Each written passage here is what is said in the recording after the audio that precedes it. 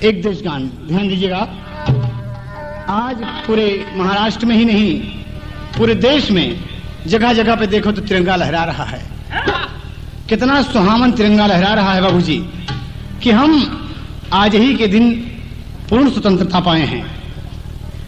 26 जनवरी 1950 को हम पूरे आजाद हुए हैं, इसलिए कि आज ही के दिन हमारा संविधान, हम अपने कानून पर चल रहे हैं।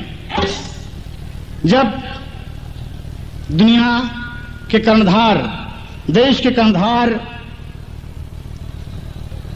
जब संविधान बन के तैयार हुआ तो डॉक्टर भीमराव अंबेडकर ने भारत के प्रथम राष्ट्रपति डॉक्टर राजेंद्र प्रसाद जी को दिए। इसी से 26 जनवरी 1950, तब से हम 26 जनवरी मनाते आते हैं कि 26 जनवरी कितना पावन देश है कि हम पूर्ण आजाद हैं। भारत मां एक नारी वो भी है जिसे अंग्रेज गुलामी की जंजीर में जकड़ दिए थे, लेकिन उस मां को छुड़ाने में औरत ही नहीं, मर्द ही नहीं, बच्चे ही नहीं, देवी देवता भी मदद किए और एकजुट होकर हिंदू, मुसलमान, सिख, ईसाई, बौद्धिस्ट, जैनी, कोई भी हो, देश को आजाद कराए। कहा गया है दोस्त कि Gandhi ji tried to unite various people up into a single nation. He fought all his life to make his motherland free from British rule. कहना बाबूजी लगमना।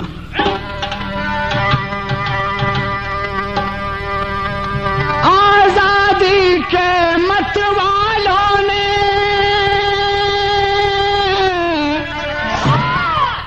खेला खून की होली, मौत को गले लगाया बोलकर इनकलाब की बोली।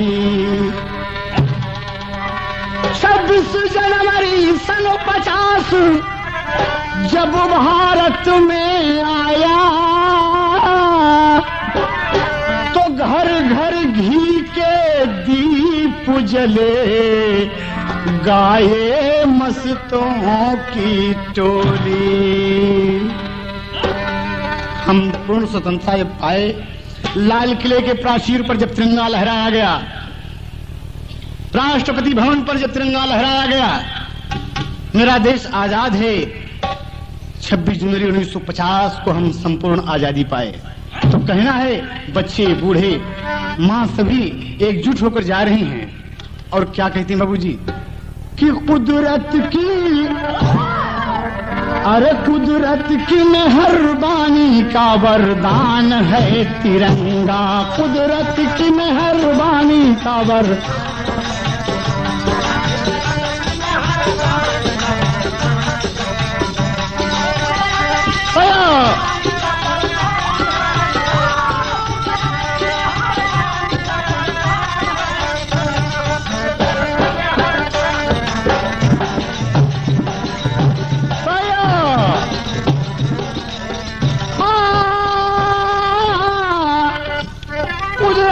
मेहरबानी का वरदान है तिरंगा,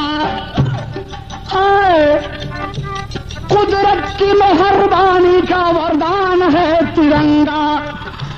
भारत की आन बान का पहचान है तिरंगा, भारत की आन बान का पहचान है तिरंगा।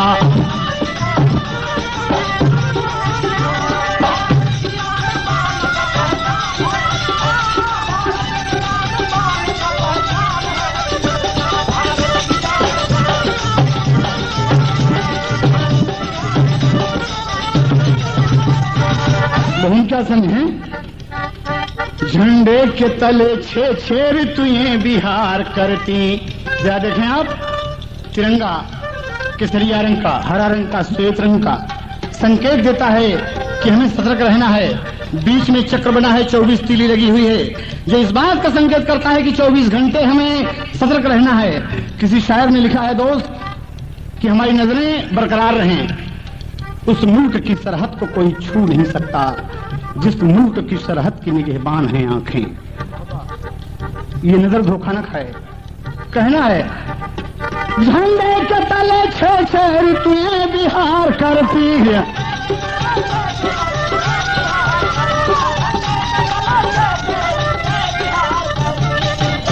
माँ बहने नन्हे मुन्नों का मुस्कान है तिरंगा, माँ बहने नन्हे मुन्नों का मुस्कान है तिरंगा।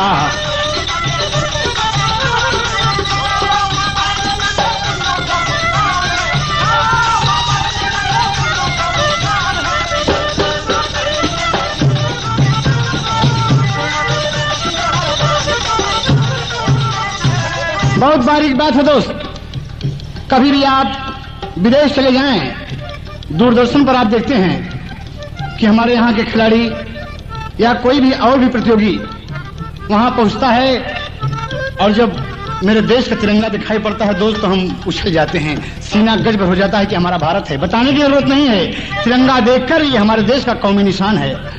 माँ बहनें सब मिलकर देवी देवता से लेकर तमाम लोग इसकी आराधना करते हैं। कहना है बाबूजी मजहब से नहीं मतलब ना पार्टी से रिश्ता, मजहब से नहीं मतलब ना पार्टी से रिश्ता। अरे हम हिंदू हो, तू मुसलमान है, सिख है, ईसाई है, इससे कोई मतलब नहीं है। एक काम है लहराना। बरसात झेलता है, गर्मी सर्दी झेलता है, तिरंगा लहर रहा है बाबूजी। अगर ये झुक जाता है जब तो हमारी मुस्कान झुक जाती है, हिंदुस्तान झुक जाता है। कहना है कि मजहब से नहीं मतलब ना पार्टी से रिश्ता, हाँ मजहब से नहीं मतलब ना पार्टी से रिश्ता।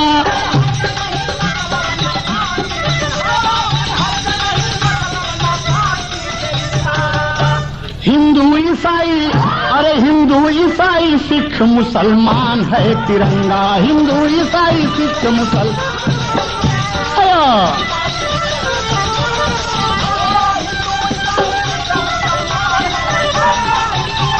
आर के पटेल प्रतापगढ़ 25 रुपया। नमस्ते भाई क्या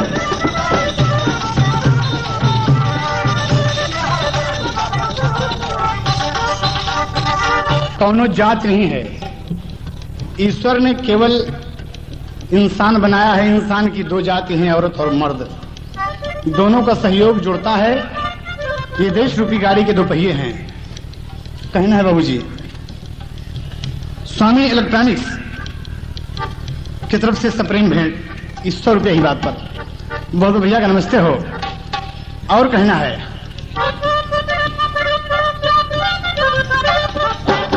भारत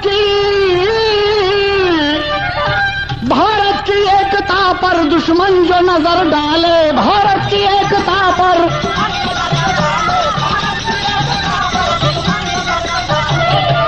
भारत की एकता पर, भारत की एकता पर दुश्मन जो नजर डाले।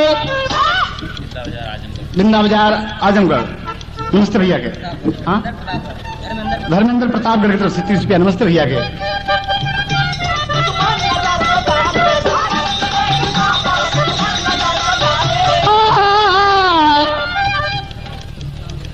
राम सुंदर मौर्य सुल्तानपुर 20 रुपया। नमस्ते भाई के। भारत की एकता पर, भारत की एकता पर दुश्मन जो नजर डाले तो दुश्मन के लिए, अरे दुश्मन के लिए जंग का ऐलान है तिरंगा, दुश्मन के लिए जंग का ऐलान है तिरंगा।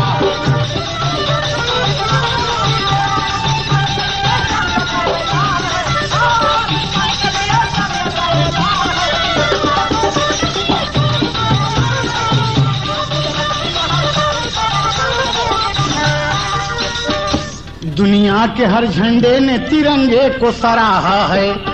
अरे दुनिया में बहुत झंडे हैं, हर देश का अपना झंडा है, लेकिन हिंदुस्तान एक बेमिसाल चीज है बाबूजी। दुनिया के हर झंडे ने तिरंगे को सराहा है। गंगा की कसम कितना आलीशान है तिरंगा।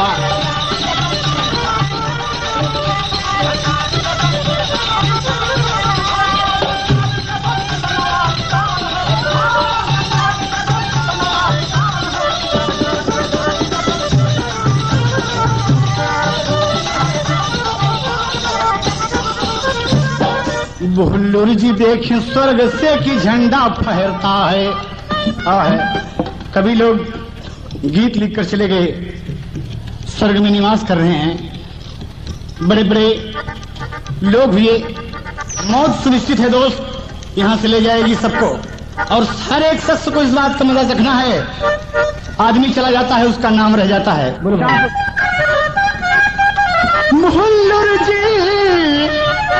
बुल्लुर जी देखे स्वर्ग से कि झंडा फहरता है,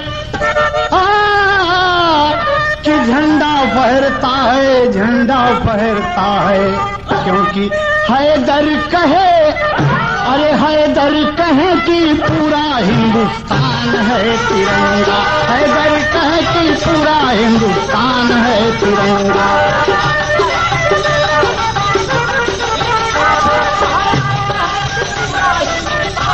शब्बीर भाई सिंगल जी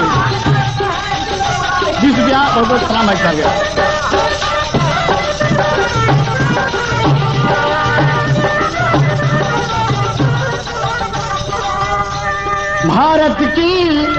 भारत की आन बान का पहचान है तिरंगा।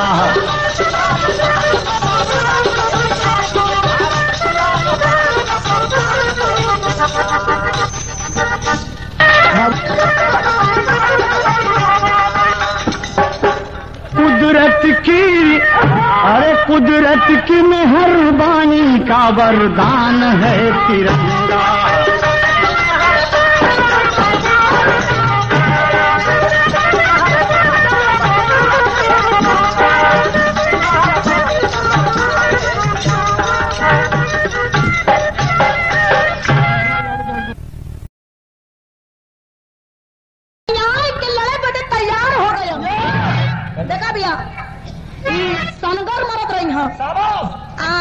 लड़वैया मर्द रही हूँ तो कौन चीज पहिया उठा के लगी हो लड़े कैलाश कमल खान। क्या रे टोलिया का बास्तवा बाबा, क्या रे टोलिया का बास्तवा नी काले मालक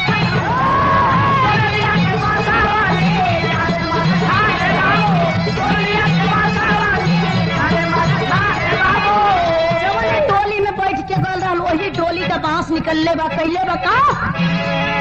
अरे तन तन मारे लामा चावे लखना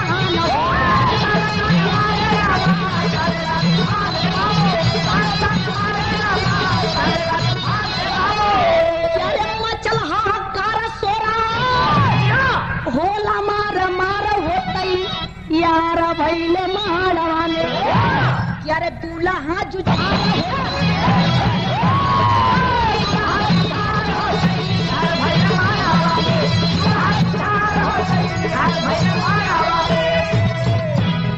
भैया तट से लगलन मारे और घराती लोग जब मारे लगलन तो पांच से का चीज टूट फाट के उधर फेंका गयल। मलखान बेचारा खाली हाथे हो गयल, खाली हाथे हो गल भैया। वो करे का देखा यहाँ टेरी का भाव लग गई बा।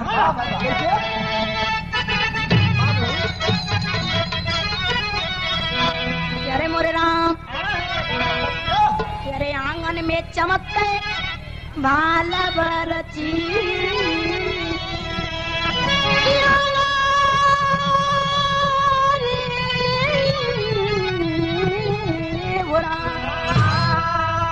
यार सन का तीर तूफानी ते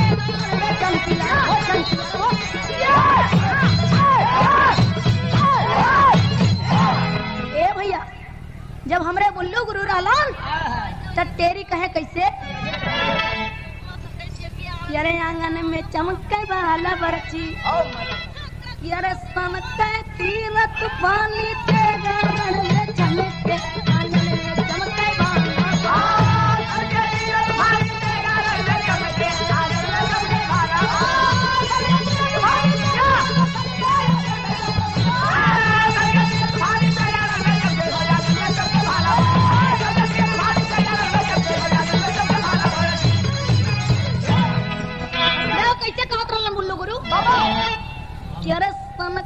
तीरथ पानी तेरा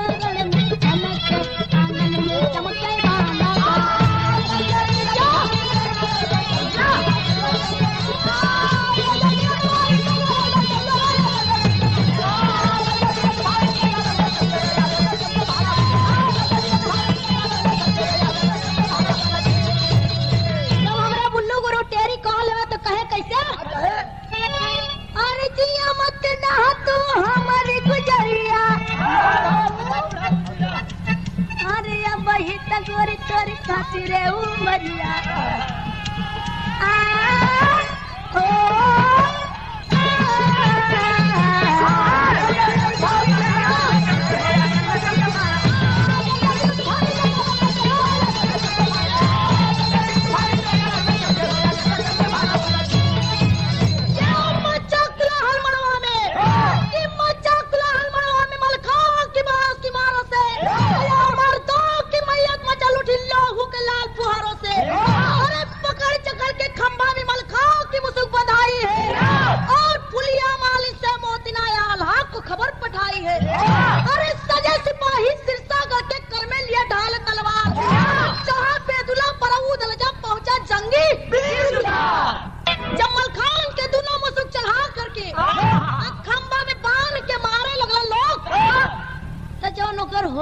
पत्नी रहली मोतिना ए भैया उहे देखलस ओसे बर्दाश्त ना भई धीरे से अपने मालिन के बोलेले बा फुलिया के बुला करके अब वही पड़ाव पर आल्हा के यहाँ खबर भेजवैले बा भैया वहाँ से सारा फौज तैयारी कैला सावे खातिर के जूनागढ़ में देखा यहाँ चौलरिया का भाव लग गई बा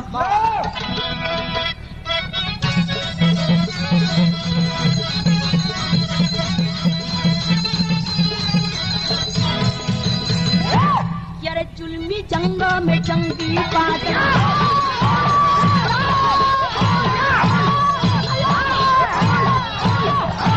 वही हो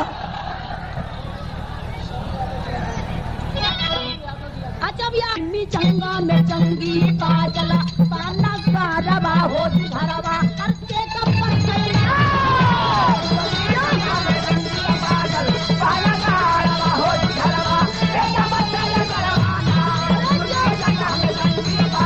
पाना गारवा हो धरवा के कपर करवाना अरे कट कट की राशि समर तलक के घेरी लगल हंस कर घेरी लगल भैला को जब होनहारी सेमा भक्ति न जादू मारी सारी फौज बनल मोरे रामा सारी फौज बनल गणिया के पत्थरवा हो जुझरवा सारी फौज बनल गणिया के पत्थरवा हो जुझरवा सारी फौज बनल गणिया के पत्थरवा हो जुझरवा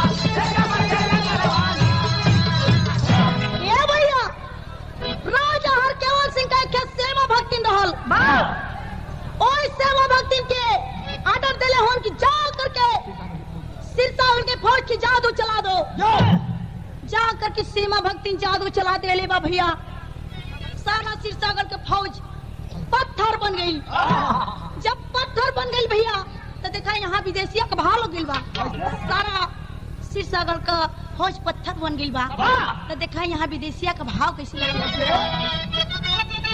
यारे जूनागढ़ सहारिया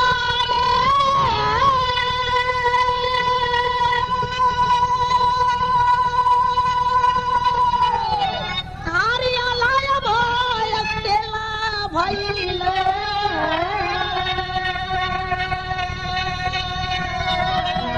देवापुर मोहाबाले दियाले खबरिया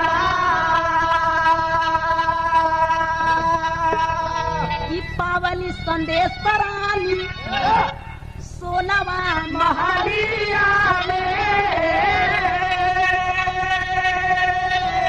चारहिया में कलसा होला बरसे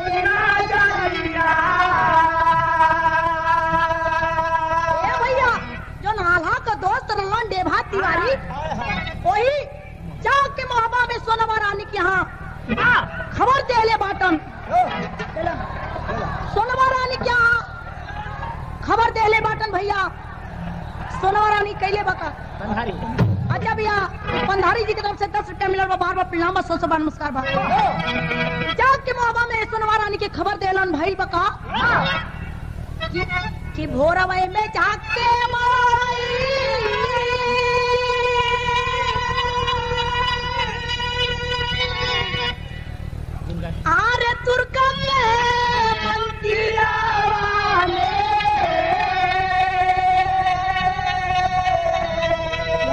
सांगे पारताना बीरा इंदाला पूजाइया। ए भैया आल्हा का लड़का इंदल भोर ही में जा करके माई दुर्गा के मंदिर में खड़ा होकर के आराधना कर रहा बा कि हे माई उधर हमार चच्चा बनहाल बटन, उधर हमार बाबूजी फसल बटन और तोर हम जिंदगी भर पूजा कैले है, आज चल के तो हमार बाह पूजा दा। अनन का कि अरे पहिया पूजाई बा माई मैहर की मैयारिया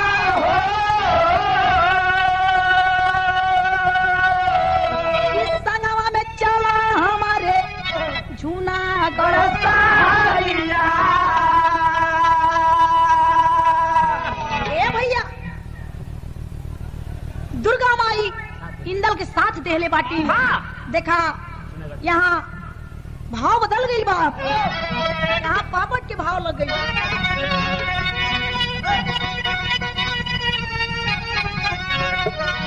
प्यारे टोले लागल डगमगा नामाया सनवा माई मैहर की।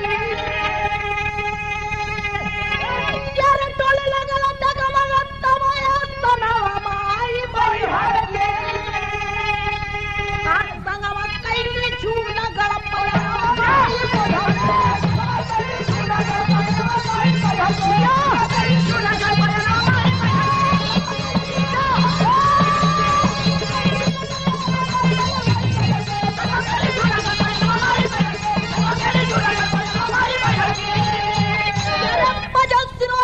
स्थल में चले चुनाव विभाला हो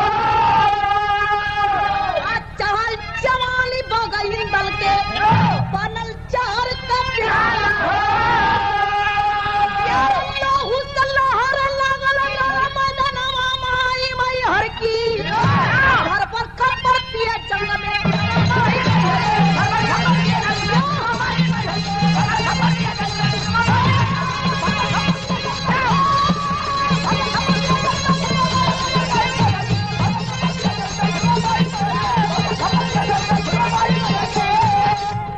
दुर्गा माई साथ देहले बाटी। देखा जम के खूब लड़ाई भइल बा। यहाँ बसवरिया आल्हा का भाव लग बा।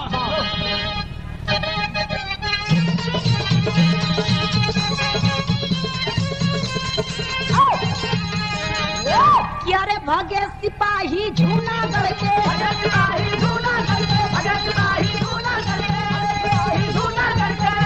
अरे अपनी अपनी जान बचा राजा हुक्म दिए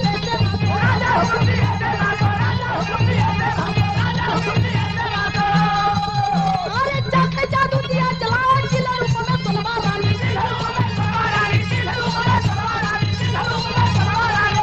अरे पहले से कुछ दिया जब लड़ाई भैया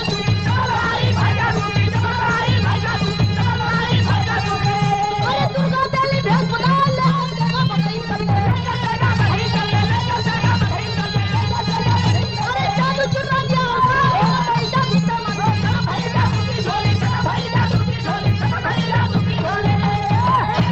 दुर्गा माई कालीन क्या इससे लड़ाई खत्म ना होई। इससे माँ भक्तिन बड़ा कर्कश जादू मर ले बा। हम बतावत है कि लड़ाई कैसे खत्म होई। अरे उस सेमा भक्तिन जोन जादू चलैले बा पिछवा जोन जुरवा बनले बा ओकरे जुरवा में जादू बा। ए भैया धोखे से जा करके इंदल सेमा भक्तिन का जूरा काट देलन। सेमा भक्तिन का जादू खत्म हो गई। देखा यहाँ नैकी आल्हा लगल बा भैया। अब लेके बसवरिया आल्हा सुनला, नैकी आल्हा तनी सुनला कैसे बा।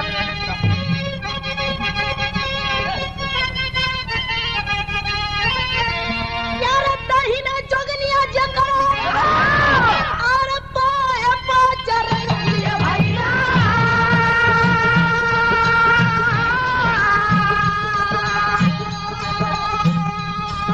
अरे ओकर कैसरा नावा में होई डरा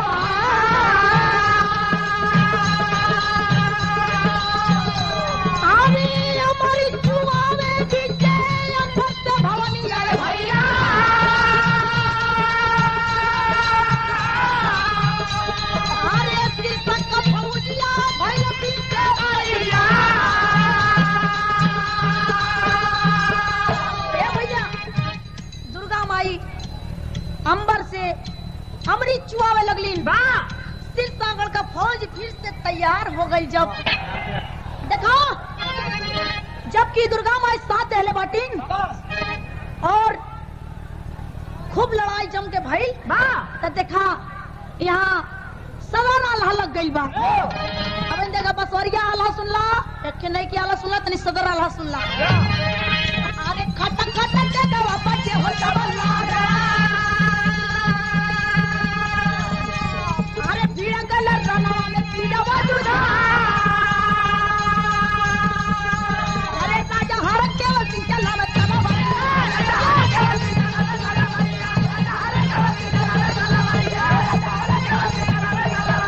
भलावा चलावे आला वीर सरदा। अरे अस्सी मन का चिकड़ी घुमावे लगन हाथी।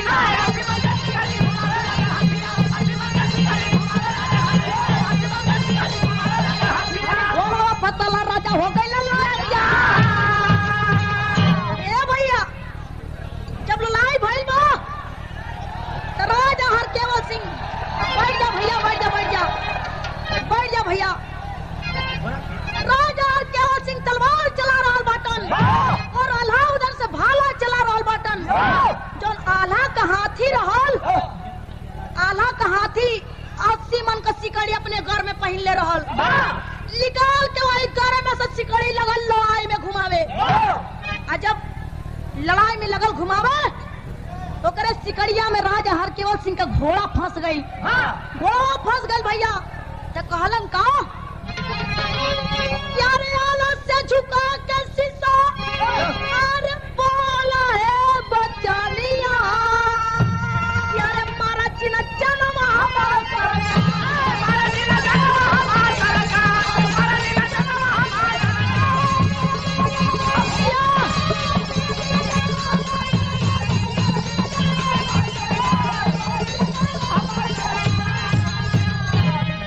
की हे सरकार हमार जान मत मारा सरकार। हे सरकार जवान तू कब तवने हम करब। कालन का क्या खड़ी का भाव लग गई बा। क्या रे ले लकने ना अरे अब घुमाला भावारी यो आप बेटी पानी जाई है दुल्हनी ना पहिल।